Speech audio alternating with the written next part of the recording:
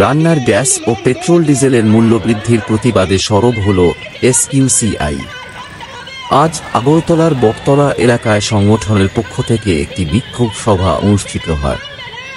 সংগঠনের নেতারা জানান, সম্প্রতি কেন্দ্র সরকার রান্নার গ্যাসের দাম সিলিন্ডার প্রতি 50 টাকা বৃদ্ধি করেছে। উজ্জ্বলা যোজনার আওতায় থাকা গ্রাহকরাও এই মূল্যবৃদ্ধির শিকার হয়েছেন। তাদের অভিযোগ, আন্তর্জাতিক বাজারে অপরিশোধিত তেলের দাম কমলেও ভারতে জ্বালানির দাম কমানো হয়নি, বরং প্রতি লিটারে পেট্রোল ডিজেলের উপর অতিরিক্ত 2 টাকা করে শুল্ক চাপানো হয়েছে, যা সাধারণ মানুষের উপর বাড়তি বোঝা তৈরি করছে। বিক্ষোভ সভা থেকে সংগঠন 3 দফা দাবি তোলে। 1.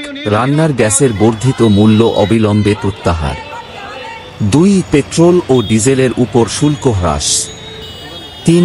মূল্যবৃদ্ধি নিয়ন্ত্রণে সরকারের ইতিবাচক পদক্ষেপ গ্রহণ।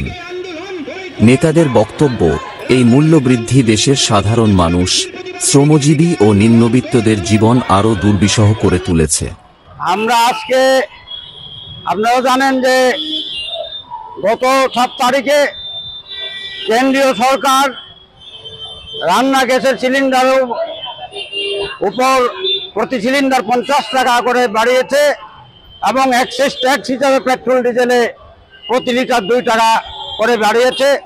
তারই প্রতিবাদে আমরা আমাদের পার্টি সারা ভারতবর্ষে আমরা বিক্ষোভ সমাবেশ প্রস্তুত করছি এবং তারই অঙ্গ হিসেবে আমরা এই আগরতলায় তার প্রতিবাদে আমরা বিক্ষোভ সভার আয়োজন করেছি।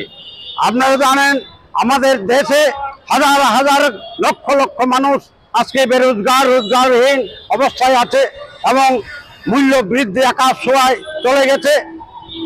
অথচ আজকে সেই গরিব মানুষের উপর আজকে রান্না গ্যাসের 50 টাকা বাড়িয়ে আবার তার উপর ট্যাক্সেশন করে গরিব মানুষের উপর আবার আক্রমণ এনেছে।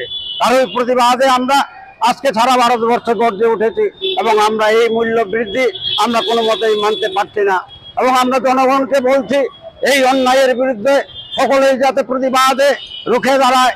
তা না হলে আমরা আমাদের এই পুঁজিবাদের যে অত্যাচার, এই অত্যাচার থেকে মুক্তি পাবো না।